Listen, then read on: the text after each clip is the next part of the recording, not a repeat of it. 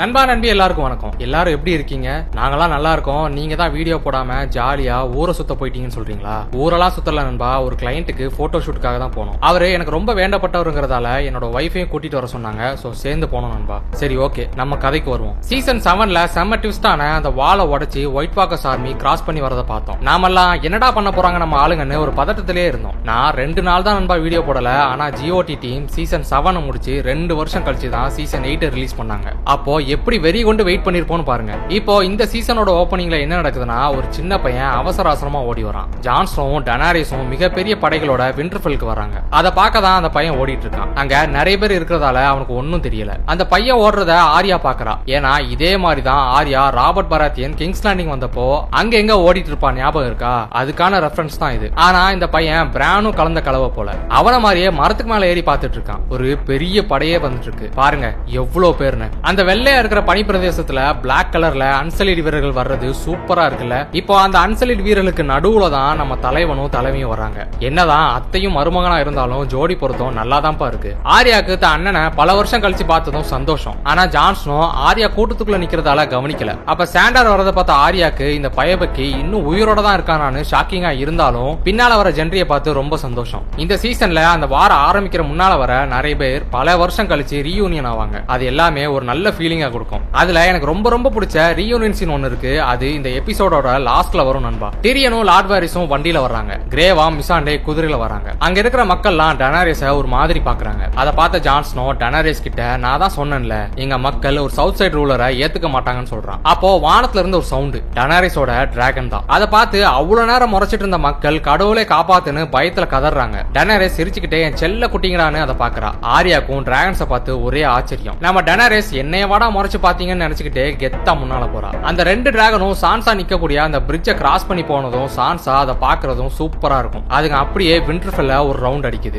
இப்போ இவங்க உள்ள வந்துடுறாங்க. இவங்களை வெல்கம் பண்ண எல்லாரும் நின்னாலும் ஜான் ஸ்னோட கண்ணு பிரான் மேலதான் விழுது. அவன் இறங்கி ஓடி வந்து பிரானை ஹக் பண்ணிக்கிறான். கடைசியா நைட் வாட்ச் போடுறப்போ பிரானோட நெத்தியில ஜான் ஸ்னோ கிஸ் பண்ணிட்டு போனது அதே முத்தத்தை பல வருஷம் கழிச்சு பல மடங்கு அதிகமான பாசத்தோட கொடுக்கறான். ஆனா வழக்கம் போல பிரான் கிட்ட பெருசா ஒரு ரியாக்ஷனும் இல்ல. அதுக்கப்புறம் ஜான் ஸ்னோ சான்சா ஹக் பண்ணிக்கிறான். சான்சா செம்ம அழகா இருக்கல்ல. ஜான் ஸ்னோ சான்சா கிட்ட ஆர்யா எங்கன்னு கேக்குறான். அதுக்கு சான்சா அவ எங்கயா சுத்திட்டு இருப்பான்னு சொல்றா. அப்போ டெனாரிஸ் முன்னால நடந்து வரா. ஜான் ஸ்னோ அவளை இன்ட்ரோ கொடுக்கறான். இந்த லியானா மோர்மான் இருக்கல்ல, அவ டெனாரிஸ முறைச்சே தான் பாக்குறா. டெனாரிஸ் சான்சா கிட்ட நார்த் ஒன்ன மாதிரியே ரொம்ப அழகா இருக்குன்னு சொல்றா. சான்சா பெருசா ஒன்னும் சொல்லாம விண்டர்ஃபெல் உங்களோடதுன்னு சொல்றா. அப்ப பிரான், நமக்கு இதுக்கெல்லாம் நேரம் இல்ல. நைட் கிங் கிட்ட உன்னோட டிராகன் இருக்கு, அவங்க வாலை கிராஸ் பண்ணி வந்துட்டு இருக்காங்கன்னு சொல்றான். இப்போ உடனே அவங்க மீட்டிங் அரேஞ்ச் பண்றாங்க. நார்த்ல இருக்கிற எல்லா மக்களும் விண்டர்ஃபெல் வர சொல்லி எல்லா லார்ட்ஸ் கிட்டையும் சொல்றாங்க. லார்ட் அம்பர் இருக்கான்ல, அந்த சின்ன பையன் ஜான் ஸ்னோ கூட மன்னிச்சு விட்டான்ல, அந்த பையனை அவங்களோட இடமான லாஸ்ட் ஹார்ட்டுக்கு போய் அங்க இருக்கிற மக்களை கூட்டிட்டு வர சொல்லி அனுப்புறாங்க. ஜான் ஸ்னோ நைட் வாட்ச்ல உள்ளவங்களை இங்க வர சொல்லி மேஸ்டர் கிட்ட ரேவன் அனுப்ப சொல்றான். அப்ப லியானா மோர்மான்ட் எந்திரிச்சு ஜான் ஸ்னோவை பார்த்து,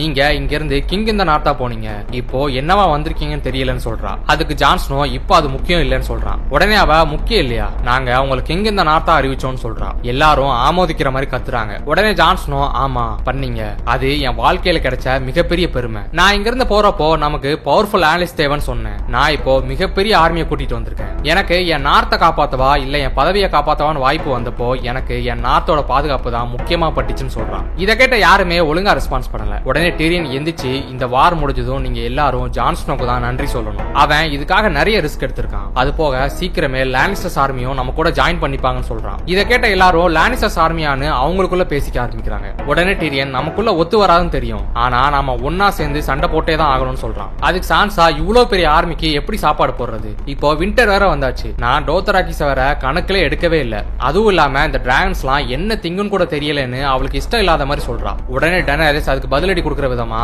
அதுங்களுக்கு என்ன தேவையோ அதை திங்குன்னு சொல்றா. இதுக்கப்புறம் வெளியில டிராகன் ஸ்டோன்ல இருந்து கொண்டு வரப்பட்ட டிராகன் கிளாஸ வண்டி வண்டியா உள்ள கொண்டு வராங்க. அதுல ஒரு துண்டு விழுது. அதை பிடிச்ச ஜென்ரி, ஒன்ன கூட வேஸ்ட் பண்ணாதீங்கன்னு சொல்றான். அவன் தான் இதுல இருந்து வெப்பன் செய்யற ப்ராசஸ்க்கு ஹெட். இத மேல இருந்து சான்சா லார்ட் ராய்ஸ் கூட நின்னு பாத்துட்டு இருக்கா. அதை கவனிச்ச டிரியன் தன்னோட முன்னாள் மனைவி கிட்ட பேசுறதுக்காக போறான். டிரியன் வந்ததும் லார்ட் ராய்ஸ் போயிடுறாரு. அவங்க 2 பேரும் அவங்களோட பழைய நினைவுகளை பத்தி பேசிக்கிறாங்க. அப்போ அவங்களுக்குள்ள லானிஸ்டர்ஸ் ஆர்மி நார்த்துக்கு வரத பத்தி பேச்சு வருது. சான்சா டிரியன் கிட்ட, சேசி ஆர்மி அனுப்பி நமக்காக சண்டை போடுறதா சொன்னதை நீ நம்புறியான்னு கேக்குறா. அதுக்கு டிரியன் ஆமான்னு சொல்றான். உடனே சான்சா, உன்னை போய் இந்த உலகத்திலே புத்திசாலி நினைச்சேன்னு சொல்லிட்டு போயிடுறா. ஆக்சுவலா சான்சா தான் சேசியை பத்தி கரெக்டா கெஸ் பண்ணிருக்கா. இதுக்கப்புறம் காட் சூட்ல நிக்கிற ஜான் ஸ்னோவை பார்த்து ஆர்யா, நீ ஹைட்டா இருப்பேன்னு சொல்றா. ஜான் ஸ்னோ திரும்பி பார்த்து, எப்படி எனக்கே தெரியாம வந்தேன்னு கேக்குறான். அதுக்கு ஆர்யா நீ எப்படி நெஞ்சில கத்தி வாங்கி பொழைச்சியோ அதே மாதிரின்னு சொல்றா. ரெண்டு பேருமே ஸ்மைல் பண்ணி ஓடி வந்து ஹக் பண்ணிக்கிறாங்க. தான் கொடுத்த கத்திய இன்னும் வச்சிருக்காளேன்னு ஜான்ஸ்னோக்கு சந்தோஷமா இருக்கு. அதை வாங்கி பார்த்து இதை யூஸ் பண்ணிருக்கியான்னு கேக்குறான். அதுக்கு ஆர்யா 2-3 தடவை யூஸ் பண்ணிருக்கேன்னு சொல்றா. ஜான்ஸ்னோ தன்னோட வெலரின் ஸ்வாடை எடுத்து அவ கையில கொடுத்து பொறாமையா இருக்கான்னு கேக்குறான். அதை வாங்கி பார்த்து ரொம்ப வெயிட்டா இருக்கு, எனக்கு செட் ஆகுதுன்னு சொல்றா. இதுக்கப்புறம் ஆர்யா சான்சாக்கு டெனாரிஸ பிடிக்கலன்னு சொல்றா. அதுக்கு ஜான்ஸ்னோ சான்சா தன்னை ரொம்ப புத்திசாலின்னு நினைக்கிறதா சொல்றான். அதுக்கு ஆர்யா அவதான் இதுவரை நான் பார்த்ததுலே ரொம்ப அறிவாளின்னு சொல்றா. அதுக்கு ஜான்ஸ்னோ நீ அவளுக்கு சப்போர்ட்லாம் பண்றேன்னு கேக்குறான். உடனே ஆர்யா இல்ல நான் என்னோட ஃபேமிலிக்கு சப்போர்ட் பண்றேன்னு சொல்றா. அதை கேட்ட ஜான்ஸ்னோ நானும் உன்னோட ஃபேமிலி தானேன்னு சொல்றான். ஆர்யா அவனை ஹக் பண்ணி அதை என்னைக்குமே மறந்துடாதன்னு சொல்றா. இப்போ கிங்ஸ் லேண்டிங்ல சர்சி நின்னு கடலை பார்த்துட்டு இருக்கா. அப்ப கைபன் அங்க வந்து ஒரு டெரிபிள் நியூஸ் வந்திருக்கு. ஒயிட் வாக்கர்ஸ் ஆர்மி வாளை உடைச்சு கிராஸ் பண்ணிட்டாங்கன்னு சொல்றான். அதுக்கு அந்த பக்கி நல்லதுன்னு சொல்லிட்டு அங்க இருந்து போயிடுறா. ஆக்சுவலா கடல்ல யூரான் கிரேஜாயோட கப்பல் படைகள் வந்துட்டு இருக்கு. அதுல சர்சி எசோஸ் நாட்டுல இருந்து வாங்கின கோல்டன் கம்பெனி ஆர்மியை கூட்டிட்டு வந்துட்டு இருக்கான். அந்த கப்பல்ல தான் யாரா கிரேஜாயும் கட்டி போட்டிருக்கான். யாரா அவன் கிட்ட எதுக்கு என்ன கொல்லாம வச்சிருக்கேன்னு கேக்குறா. அதுக்கு அவன் நாம தான் கடைசி கிரேஜா, நீ செத்துட்டா எனக்கு பேச ஆள் இல்லாம போர் அடிக்கும்னு சொல்றான். யாரா அவன்கிட்ட நீ தப்பான சைடு சூஸ் பண்ணிட்டேன்னு சொல்றா. அதுக்கு யூரோன் அப்படி தோக்குற மாதிரி இருந்தா நான் அயன் அலையன்ஸ்க்கு போயிடுவேன், ஆனா அதுக்கு முன்னால நான் குயின் கூட உடலுறவு வச்சுக்கணும்னு சொல்றான். ஆட பைத்தியக்கார பண்ணாட. இப்ப கிங்ஸ் லேண்டிங் அரண்மனையில சர்சி கிட்ட யூரோனும் அந்த கோல்டன் கம்பெனியோட கேப்டன் ஹாரியும் ரிப்போர்ட் பண்றாங்க. 20,000 சோல்ஜர்ஸ் 2,000 குதிரைகள் இருக்கு, சில பேர் பயணத்துல இறந்துட்டாங்கன்னு சொல்றான். சர்சி அவன் கிட்ட யானைகள் எதுவும் கொண்டு வரலையான்னு கேக்குறான். அதுக்கு அவன் யானைகள்லாம் லாங் டிராவலுக்கு ஒத்து வராதுன்னு சொல்லிடுறான். சர்சி அவனை வெல்கம் பண்ணி அவனை ரெஸ்ட் எடுக்க அனுப்பிடுறான். அவன் போனதும் யூரான் சர்சியை தனியா கூப்பிடுறான். அவன் எதுக்கு கூப்பிடுறான்னு சர்சிக்கு தெரியும். அதனால அவ வார் முடிஞ்சதும் பாத்துக்கலாம்னு சொல்லிடுறான். அதுக்கு அவன் வார் வருஷ கணக்கா இருக்கும், என்னால அவ்வளவு நாளா வெயிட் பண்ண முடியாதுன்னு சொல்றான். உடனே சர்சி சூப்பரா ஒரு டைலாக் சொல்லுவா. ஆனா நான் தமிழ்ல சொல்றப்போ நல்லா இருக்குமான்னு தெரியல, இருந்தாலும் உங்களுக்காக சொல்றேன் நண்பா. உனக்கு ஒரு விபச்சாரி வேணும்னா காசு கொடுத்து வாங்கிக்கோ, ஒரு குயின் வேணும்னா நீ அவன் மனசை சம்பாதிக்கணும்னு சொல்லிட்டு எந்திரிச்சு போறா. உடனே யூரான் நான் இவ்வளவு தூரம் ஹெல்ப் பண்ணிருக்கேன், இந்த குயின் கொஞ்சம் கூட என் மேல அன்பு காட்ட மாட்டா, என் இதயமே நொறுங்கிருச்சுன்னு சொல்றான். அதுக்கு அவ எதுவும் சொல்லாம போயிட்டு இவன் நம்மளை விட்டு போனாலும் போயிருவான்னு அவனை திரும்பி பாக்குறா. இந்த சிக்னலை புரிஞ்சுக்கிட்ட யூரான் சிரிச்சுக்கிட்டே அவ பின்னால போறான். இதுக்கப்புறம் கைபன் பிரானை பார்க்க வரான். கைபன் பிரான் கிட்ட ஜெய்மி உன்கிட்ட சில பரிசுகள் தரேன்னு சொல்லி அதை தரல, அதனால நம்ம குயின் அதை சரி பண்ண சொல்லி என்ன அனுப்பியிருக்காங்க. நம்ம குயினுக்கு ஏதாவது வேணும்னா அட்வான்ஸா பே பண்ணிடுவாங்க, சோ உனக்காக ஒரு வண்டி நிறைய கோல்டு வெளியே நிக்குதுன்னு சொல்றான். ஒரு பேக் நிறைய கோல்டு கொடுத்தாலே பிரான் மூச்சு கொடுத்து வேலை செய்வான். இப்போ வண்டி நிறைய வர நிக்குது வேணான்னு சொல்லுவானா. ஆனா பிரான் என்ன சொல்றான்னா அந்த டிராகன் குயினை கொல்ற டாஸ்கா இருந்தா என்ன விட்டுருங்கன்னு சொல்றான். அதுக்கு கைபன் அவளுக்கு நாங்க வேற பிளான் வச்சிருக்கோம், நீ குயினோட 2 பிரதர்ஸையும் அவங்க இந்த ஒயிட் வாக்கர்ஸ் வார்ல பொழைச்சா கொல்லணும்னு சொல்லி ஜாஃப்ரியோட அந்த கிராஸ்போ இருக்குல்ல, இத வச்சுதான் டிரியன் தான் அப்பா டைமினை கொண்டிருப்பான். அந்த கிராஸ்போவை கொடுத்து சர்சி நான் பண்ண நிறைய ஹெல்ப்புக்கு என்ன அவளோட ஹேண்ட் ஆக்கிட்டா, அவளுக்கு துரோகம் பண்ண பிரதர்ஸ கொன்னா உனக்கும் என்னெல்லாம் கொடுப்பான்னு யோசிச்சுக்கோன்னு சொல்லிட்டு போயிடுறான். பிரானோ அதை கையில வாங்கிட்டு யோசிச்சபடி நிக்கிறான். இப்ப யூரான் கிரேஜா செர்சி கூட ஜல்சா பண்ணிட்டு இருக்க நேரத்துல அவனோட கப்பல்ல இருக்கிற வீரர்கள் அம்பு பட்டு சாகுறாங்க. எல்லாருமே அம்பு விட்டு கொள்றாங்க. வந்திருக்கிறது தியோன் தான், தன்னோட அக்காவை காப்பாத்த வந்திருக்கான். தியோன் அடிச்சு போட்டு உள்ள வந்து யாராவோட கைய அவுத்து அவளை தூக்கி விடுறான். யாரா தியோனை மண்டை வச்சு ஒரு முட்டு அங்க இருந்து காப்பாத்தாம தண்ணிக்குள்ள குதிச்சதுக்காக கோவம் போல. அப்புறம் அவளே அவனுக்கு கை கொடுத்து தூக்கி விடுறா. இவங்க கூட வந்த சில ஆளுங்க மட்டும் 3 கப்பலை எடுத்துட்டு அங்க இருந்து கிளம்புறாங்க. யாரா தியோன் கிட்ட யூரோன் கிங்ஸ் லேண்டிங்ல இருக்கிறதால அவனால அயன் ஐலாண்ட்ஸை டிஃபெண்ட் பண்ண முடியாது, சோ நாம போய் நம்ம சொந்த நாட்டை ரீகேப்சர் பண்ணுவோம்னு சொல்றா. தியோனுக்கு நார்த்துக்கு போகணும், இருந்தாலும் அவன் சொல்றதுக்காக ஒத்துக்கிறான். அவன் முழு மனசோட ஒத்துக்கலங்கிறத புரிஞ்சுக்கிட்ட யாரா உனக்கு விண்டர்ஃபெல்லுக்கு போய் ஸ்டார்ஸ்க்காக சண்டை போடணும்னு ஆசை, நீ போன்னு சொல்லி what is dead may never டைன்னு சொல்றா. தான் அக்கா தன்னை புரிஞ்சுக்கிட்டாங்கிற சந்தோஷத்துல தியோனுக்கு லேசா கண்ணீர் வருது. அவனும் what is dead may never டைன்னு சொல்றான். இப்போ தியோனும் விண்டர்ஃபெல்லுக்கு ஒயிட் வாக்கர்ஸ் எடுத்து சண்டை போட போக போறான். இதுக்கப்புறம் விண்டர்ஃபெல்லுக்கு ஆளுங்க வந்துகிட்டே இருக்காங்க. பாருங்க எவ்வளவு பேரு காஸ்டலுக்கு வெளியில டென்ட் அடிச்சிருக்காங்கன்னு. இப்போ வந்திருக்கிறது காஸ்டாக்ஸ். அவங்கள வெல்கம் பண்ணி லார்ட் ராய்ஸ் கூட்டிட்டு போறாரு. இதெல்லாம் பார்த்துட்டு செர்டேவோஸ், டிரியன், லார்ட் வாரிஸ் 3 பேரும் பேசிக்கிட்டே நடந்து வராங்க. செர்டேவோஸ் டிரியன் கிட்ட நார்த்ல உள்ளவங்க டெனாரிஸை அக்செப்ட் பண்ணிக்க மாட்டாங்க, அவங்க ஜான்ஸ்னோக்கு தான் லாயலா இருப்பாங்கன்னு சொல்றான். இவங்க பேசிக்கிட்டே மேல வந்துடுறாங்க. டிரியன் செர்டேவோஸ் கிட்ட நீ என்ன சொல்ல வரேன்னு கேக்குறான். அப்ப தூரத்துல ஜான்ஸ்னோவும் டெனாரிஸும் சிரிச்சு பேசிட்டு இருக்காங்க. அதை பார்த்து செர்டேவோஸ் டிரியன் கிட்ட இந்த வார் முடிஞ்சதுக்கு அப்புறமும் நாம 2 குரூப்பும் ஒன்னா இருக்கணும்னா அவங்க 2 பேருக்கும் கல்யாணம் பண்ணி வைக்கணும்னு சொல்றான். இவங்க பேசிக்கிட்டே இருக்கிறப்போ இந்த காதல் ஜோடி பேசிக்கிட்டே நடந்து வர்றாங்க. டெனாரிஸ் ஜான்ஸ்னோ கிட்ட சான்சாக்கு என்ன பிடிக்கலன்னு தெரியுது, இருந்தாலும் நான் அவளோட குயின் எனக்கு மதிப்பு கொடுக்கணும்னு சொல்லிட்டு இருக்கா. அப்ப டோத்ராகிஸ் வீரர்கள் அங்க வர்றாங்க. டெனாரிஸ் அவங்க கிட்ட எவ்வளவு சாப்பிட்டுச்சுங்கன்னு கேக்குறா. அதுக்கு அவன் 18 வெள்ளாடுகளும் 7 ஆடுகளை மட்டும் தான் சாப்பிட்டுச்சுன்னு சொல்லிட்டு போறான். இதை பார்த்த ஜான்ஸ்னோ என்னாச்சுன்னு கேக்குறான். அதுக்கு அவ டிராகன்ஸ் ஒழுங்கா சாப்பிட மாட்டேங்குதுன்னு சொல்றா. அடே அப்பா, ஒழுங்கா சாப்பிடாம இவ்வளோனா நார்மலா எத்தனை சாப்பிடுமோ தெரியல. இவங்க 2 பேரும் சாப்பிட்டு ரெஸ்ட் எடுத்துட்டு இருக்க டிராகன்ஸை பார்க்க போறாங்க. ஜான்ஸ்னோ இதுங்களுக்கு என்னாச்சுன்னு கேக்குறான். அதுக்கு அவ இதுங்களுக்கு இந்த நார்த் பிடிக்கலன்னு சொல்றா. அப்ப ரேகால் ஜான்ஸ்னோ கிட்ட தலையை கொண்டு வருது. டெனாரிஸ் ட்ரோகன் மேல ஏறி உட்கார்ந்து வந்து அவனை ரேகால் மேல ஏறி உட்கார சொல்றா. ஜான் ஸ்னோவும் ஒரு வித பயத்தோடைய திணறி ஏறி உட்கார்ந்து நான் எதை பிடிச்சிக்கன்னு கேக்குறா. அதுக்கு அவ உன்னால எதை பிடிச்சிக்க முடியுமோ அதை பிடிச்சிக்கோன்னு சொல்றா. உடனே ஜான் ஸ்னோ அந்த முள்ளு மாதிரி இருக்கிறத பிடிச்சதும் ரேகால் டேக் ஆஃப் ஆகுது. இதை பார்த்த டெனரிஸ் சிரிச்சுட்டே ட்ரோகானை கிளப்புறா. 2 டிராகனும் பறக்க ஸ்டார்ட் பண்ணுது. ஜான் ஸ்னோக்கு பயம் கொடுக்குது. ரேகால் அப்படியே விண்டர்ஃபெல் மேல வளைஞ்சு கட்டடிச்சு போகும் பாருங்க.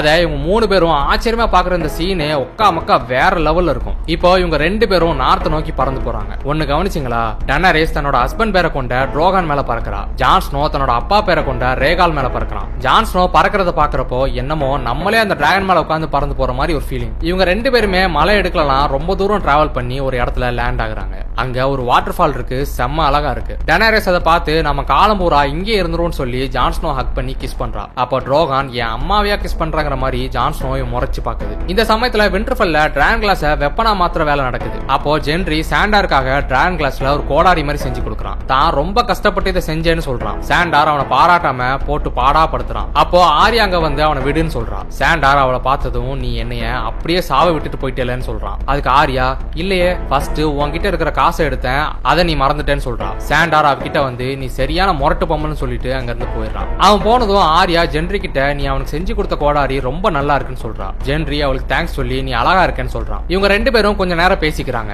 ஆரியா ஜென்ரி கிட்ட ஒரு பிளான கொடுத்து இத மாதிரி எனக்கு செஞ்சு கொடுன்னு சொல்லிட்டு போயிடுறா. போறப்போ திரும்பி பார்த்து சிரிச்சுட்டே வேற போறா. இதுங்களுக்குள்ள லவ் வரப்போதோ என்னவோ. இந்த சமயத்துல சான்சா தன்னோட ரூம்ல உட்காந்து ஒரு ரேவனை படிச்சிட்டு இருக்கா. அப்ப ஜான் ஸ்னோ அங்க வர்றான். அதுல என்ன போட்டிருக்குன்னா லார்ட் க்ளோவர் இருக்கான்ல, அவன் ஜான் ஸ்னோ டெனரிஸ் இங்க கூட்டிட்டு வந்த கோவத்துல இவங்க கூட சேர மாட்டேன்னு அவன் இடத்துல இருந்து ஆர்மி ஆஃப் டெட்ஸ் கூட சண்டை போட போறேன்னு அனுப்பியிருக்கான். இதை கேட்ட John snow house clover house Stark சப்போர்ட்டா நிக்கும்னு சொன்னதா சொல்றான். அதுக்கு சான்சா அவன் கிங் இந்த நார்த்தான ஜான் ஸ்னோக்கு பின்னால நிப்பான்னு தான் சொன்னதா சொல்றான். உடனே ஜான் ஸ்னோ நமக்கு ஆலைஸ் இல்லாம இந்த வார்ல ஜெயிக்க முடியாது, எனக்கு இந்த பட்டம் எல்லாம் வேணாம், இந்த நார்த்தை பாதுகாக்கணும், அதுக்கு நான் என்ன வேணா பண்ணுவேன், நான் அந்த ஒயிட் வாக்கர்ஸ் கூட 2 வாட்டி சண்டை போட்டிருக்கேன், டெனரிஸ் இல்லாம நம்மளால ஒன்னும் பண்ண முடியாதுன்னு சொல்றான். சான்சா எதுவுமே சொல்லல. உடனே ஜான் ஸ்னோ உனக்கு என் மேல நம்பிக்கை இருக்கா இல்லையான்னு கேக்குறா. அதுக்கு சான்சா இருக்குன்னு சொல்றா. அதுக்கு ஜான் ஸ்னோ அவளோட அப்பா மாதிரி இல்ல, நம்ம எல்லாருக்கும் நல்ல குயினா இருப்பான்னு சொல்றான். அதுக்கு சான்சா இல்ல அவ ரொம்ப அழகா இருக்கான்னு சொல்றா. அட கிறுக்கு பைய உள்ள, இந்த பொறாமையில தான் இவ்வளவும் பண்ணியா? இப்ப சான்சா ஜான் ஸ்னோவை பார்த்து நீ நார்த்த காப்பாத்த அவளுக்கு தலை வணங்குனியா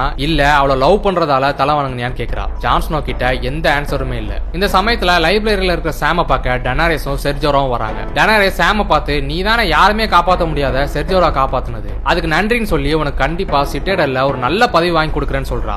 அதுக்கு சாம் உங்களுக்கு சேவ் பண்றது என்னோட பெருமைன்னு சொல்றான். அவன் சொல்றதை வச்சு சாம் டார்லி வம்சத்தை சேர்ந்தவன் புரிஞ்சுக்கிட்ட டெனரிஸ் எனக்கு உங்க அப்பாவை தெரியும் சொல்லி தான் அவனோட அப்பாவையும் அண்ணனையும் கொன்ன உண்மையை சொல்லிடுறா. சாமுக்கு ரொம்ப வருத்தம், ஆல்மோஸ்ட் அழுக வந்துருது. இருந்தாலும் அவனால என்ன பண்ண முடியும், இந்த விஷயத்த என்கிட்ட சொன்னதுக்கு நன்றின்னு சொல்லிட்டு போயிடுறான். அங்கிருந்து கண்ணீரோட வெளியில இருந்த சாம் பிரான் உட்கார்ந்து இருக்கிறத பாக்குறான். சாம் அவன்கிட்ட போய் இங்க என்ன பண்றேன்னு கேக்குறான். அதுக்கு பிரான் ஒரு பழைய ஃப்ரெண்டுக்காக வெயிட் பண்றேன், நீ ஜான் ஸ்னோ கிட்ட போய் உண்மையை சொல்லுன்னு சொல்றான். அதுக்கு சாம் நான் ஏன் சொல்லணும், நீ தானே அவனோட தம்பின்னு சொல்றான். அதுக்கு பிரான் நான் அவனோட தம்பி இல்ல, அவன் உன்னதான் ரொம்ப நம்புறான், நீயே போய் சொல்லுன்னு சொல்றான். அங்க இருந்து கிளம்பின சாம் கிரிப்ட்ல இருக்கக்கூடிய ஜான் ஸ்னோவை பார்க்க வரான். ஜான் ஸ்னோ அவனை பார்த்ததுமே ஓடி போய் ஹக் பண்ணிக்கிறான். சாம் வருத்தத்துல இருக்கிறத பார்த்த ஜான் ஸ்னோ என்னாச்சுன்னு கேக்குறான். அதுக்கு சாம் டெனரிஸ் பண்ணதை பத்தி சொல்லி ஃபீல் பண்றான். ஜான் ஸ்னோக்கு என்ன சொல்றதுன்னே தெரியல. சாம் அவன் கிட்ட நீ அந்த இடத்துல இருந்தா அதை பண்ணிருப்பியான்னு கேக்குறான். அதுக்கு ஜான் ஸ்னோ அவளுக்கு சப்போர்ட் பண்ற விதமா நானும் என் பேச்ச கேட்காதவங்களை கொண்டிருக்கேன்னு சொல்றான். அதுக்கு சாம் நீ நிறைய பேரை விட்டுருக்கவும் செஞ்சேன்னு சொல்றான். அதுக்கு ஜான் நான் அப்போ ஒன்னும் கிங் இல்லன்னு சொல்றான். அதுக்கு சாம் நீ எப்பவுமே கிங் தான் சொல்றான். உடனே ஜான் ஸ்னோ நான் தலை வணங்கிட்டேன்,